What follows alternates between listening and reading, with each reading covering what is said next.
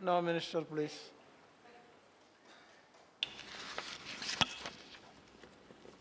Thank you, Deputy Chairman, sir. And let me first of all thank all the members who've spoken. I think we've had about 13 members speaking. And I'm indeed grateful that the details of the bill have been well taken on board. And every member who spoke has really spoken with a concern that an institution which is imparting skills and is also readying youngsters to be able to get good options entering into the market is being absolutely supported, and I'm very grateful to all the members for having taken a holistic picture on this. I'd just like to give a picture of what exactly are we looking at when we are talking about FTDI. There are 12 campuses, and those 12 campuses are fairly well spread. Although I did get the impression when some members were talking about centers which are in Kolkata or center which is in Chennai are part of those which are being proposed. Indeed, Kolkata, Chennai are all fully functional units. So 7 units are already fully functional. And as member Rajiv Gowda said, yes, it was envisaged even in 1986. No doubt on that. But of course, it has gone through quite a difficult phase between 2012 and 2014 November. It is because of the difficulty that the FTDI has gone through between 12 and 14. And we've realized after, in fact, I'm quite thankful to member Rajiv Gowda to suggest that we should be talking to UGC, you should be talking to HRD. We have done all that. Today we are here, and earlier I'm thankful to the Lok Sabha for having considered the bill and passing it in April 2017. We are here with this Institute of National Importance because after trying all various different sources to see how best FTDI can retain that level it reached, the level which was envisaged in 1986, that it should have that quality and everything else. But unfortunately, during 2012, and I'm not bringing party politics here, but unfortunately, the very party which was envisaging this wonderful FTDI, which has brought in a great deal of expertise and helped the students, could not see the step that they were taking in taking this institute to a standalone university in Rajasthan. I'm not naming the university, it is on the record, all of us have seen it, for a national institution spread over so many states. We've had, unfortunately, by the very government of the party which envisaged this wonderful institution, also taking this step which has brought the students to this state of affairs. 2012, it went over from Indira Gandhi National Open University, open, agreed, but national, to a state-level university which was not authorized to deal with an institution such as FTDI. And therefore, since then, which was recognized by November 2014 by the UGC that it should not have gone to Mewar, it is from then the difficulties of the students became pronounced. And we have, from then, only tried to keep them calm, youngsters, uncertain about their degrees, not knowing what to do, obviously went to the court, nothing wrong because they were all put to great uncertainties and difficulties. But didn't know what to do because it was an institution run by the Commerce Ministry. It was being run by the Commerce Ministry. So the government running institution has led to an uncertainty which is not justifiable. Yes, I agree, it was not justifiable. And I was a bit hurt when Sri Rajiv Gowda said, what kind of a government are we running? I'm sorry, I will stand up here to say, Honorable Member, we are running a responsible government. And that is why between 2014 till today, we've gone from pillar to post to say how best we can correct that error. The error which was committed in 2012 by taking this institution to a private, single, freestanding university confined to a state and not a national university, not an approved university, who had no business to deal with the nationally spread institutions. That mistake of 2012, whilst I recognize the visionary thing done in '86, I also do have to put on record that there was an error committed in 2012, and it is after Modi ji's government that we've taken all the steps to ensure that the students have justice. And therefore, with that said, I would want to address the importance of such an institute, which was well conceived in '86, very well thought out in '86, no doubt. It's a particular sector which has intense labor potential. Skilled labor is required, and you have started doing very good skilling through this institution, which were spread in 7 areas, and now 5 more are also getting operational.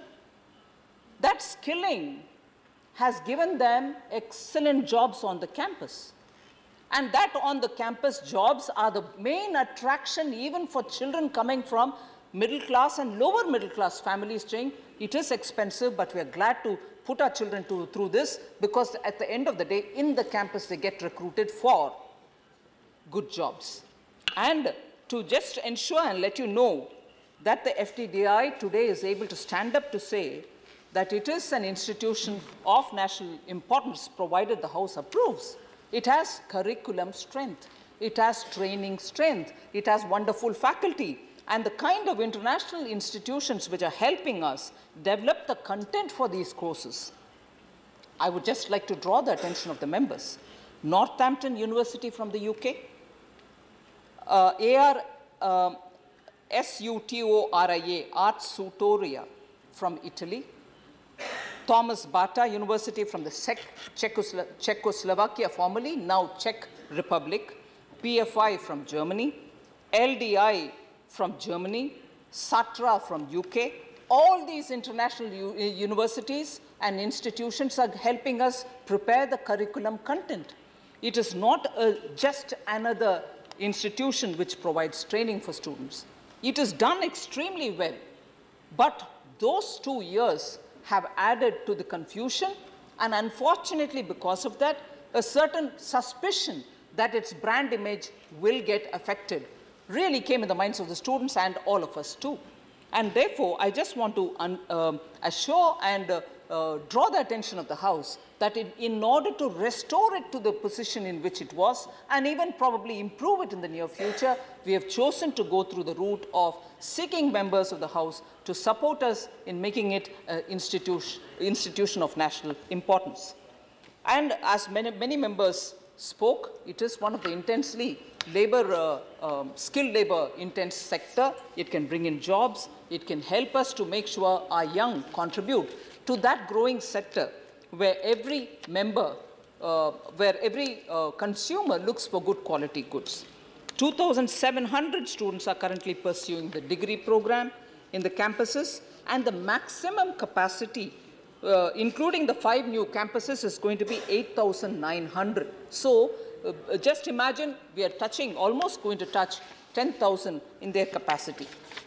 It certainly will benefit the socially weaker sections, because the provisions are such that once they finish the degree, they would be able to set up their own enterprises. I think there was a member who spoke about what is the use if you're only training 1 lakh members, 1 lakh students. No, not at all. It's far higher than that. Nearly 4 lakh students, 4.0 lakhs unemployed youth have been, particularly from the weaker sections, have been trained between 2009 and 2016. I would want to put that on record. And out of these, 3.27 lakh have been placed in various footwear companies for the first time. And FDDI trained more than 1 lakh. Besides this number, we have trained 1,45,164 trainees against a target of 1,44,000, exceeded the number, during 2016-17 alone. And this is normally through the operator training centers, which we have nearly in 15 states, aside from the 7+5 institutions, 7 of which are running, 5 which will be running sooner. In addition, that is total of 12. So the operation training centers, which are in 15 states, have nearly 96 centers within the 15 states, 96 operating centers, and they are the ones who are training these people. Again, a similar target to train 1,45,000 students for the year 2017-18 has been established. And we are sure to complete that target too. There were specific references made by several members to which I wish to answer. Need to have centers opened in states like Jharkhand and Chhattisgarh.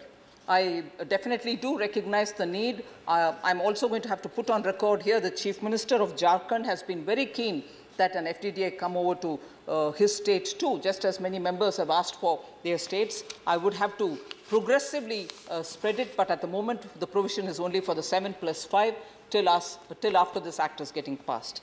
Why not in Kanpur? I would want to just highlight here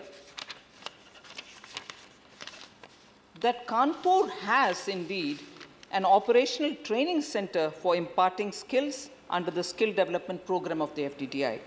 FTDI institution may not be present in Kanpur, but Kanpur does have an operator training center. The skill is suitable for requirement of the entire leather industry, so Kanpur is being covered in a way. Honorable Member Sahasrabudhe raised issues as to why should institutions be spread in different ministries, why can't there be some cohesion in that? I would just like to draw his attention. The leather sector needs definite specific focus for development, which will be lost, and that's not to say anything less about the HRD, but that will be lost in the pool of universities that you have under HRD, which are being run and guided by the UGC and the Ministry of HRD. We are, from the Commerce Ministry, trying to upscale the process, and the 12 centers will be upgraded with state-of-art equipments and facilities. Entrepreneurship development is going to be taken care of through interaction with industry, which is far more possible because the Department of Industrial Policy is also within the ministry. We expect the industry cooperation also to be part of this. And traditional skills, which is also a point raised by many other members, will not be lost because these operational training centers will certify, and they at the moment do too, certifying of people who come from weaker sections with particular skills, and therefore we are not being exclusive, on the contrary, we are being inclusive. That's something which I like to highlight here. Member Vijay Sai Reddy did raise the question whether it will be applicable in retrospect. I'd like to tell the member that it is already provided for under the section 37C of the Act, of the bill which is now present before this House. It covers students enrolled, if you're specifically asking about those students who've been put to difficulty. It covers students enrolled after 2012 too. So it naturally covers that section of the students who are at the moment left in a limbo. I suppose majority of the questions raised by the different been addressed on the reservation policy. I would like to assure the members there's nothing for anyone to worry about it. All the extant policies of the government regarding reservation will be followed, which are with central government approved policies. So there's nothing to worry about reservation policy. You can be assured that we are taking care of that as well. I suppose with this, I've very clearly addressed the issues broadly raised by all the members. Coming specific to the repeated line that, which I think I will capture in the words of Professor Ram Gopal Yadavji. He said it in so many different words. जब leather मिलना ही मुश्किल है, गलत नीति अपना रहे हैं, उसको सही करो. Or in his interaction with many of the units in Agra, he says many of them have told him that उनके अपने कारोबार खत्म होने जा रहे हैं. गलत काम जो उधर हो रही है उसको सुधारो। मैं प्रोफेसर राम गोपाल यादव जी को ज़रूर भरोसा दिलाना चाह रही हूँ, गलत नीति जो था पहले उसको सही करवाने के लिए ही हम कोशिश कर रहे हैं। जो गलत नीति था उसके तहत अनरेगुलेटेड, अनलाइसेंस्ड, इलीगल जगह से लेदर मिलता था, वो सही नहीं है, आप भी नहीं मानेंगे वो सही है। गलत अनरिकग्नाइज्ड इलीगल सेंटर से लेदर मिलना नहीं चाहिए, इसीलिए इसको रेगुलेट करने का कोशिश हो रही है। ये कोशिश नहीं हो रही है कि लेदर को बंद ही करो।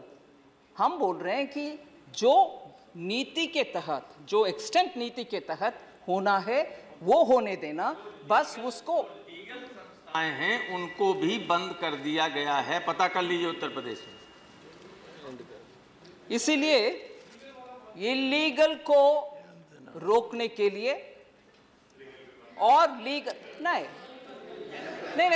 हंसी मजाक के बात नहीं है जी, मैं सीरियसली बोल रही हूँ। जवाब, लीगल सेंटर्स, ऑथराइज सेंटर्स से जो काम हो रही है उसको रोकने के लिए कोई कोशिश नहीं हो रही है। मगर अगर इलीगल क्षेत्र से वही लेदर को मिलने के लिए कुछ कोशिश हो रही है, उसको तो रेगुलेट करना आवश्यक, आप भी मानेंगे, उतना ही हो रही है।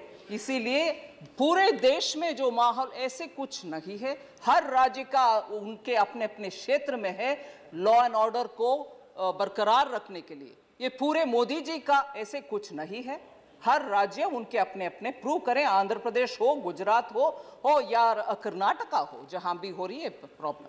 इसलिए लेदर का कुछ कमी करने के लिए हम नहीं कर रहे हैं, और कॉन्ट्रडिक्टरी इधर कुछ नहीं है। लेदर सप्लाई भी होना, मगर रेगुलेटेड होना, ऑथराइज्ड होना, ट्रेनिंग भी होना, क्योंकि हमारे लिए ट्रेनिंग शिक्षा पाए हुए युवा की आवश्यकता है, उनके लिए हम मेहनत भी कर रहे हैं। इस आश्वासन के साथ deputy chair, I would request the house to consider passing this bill. Thank you very much.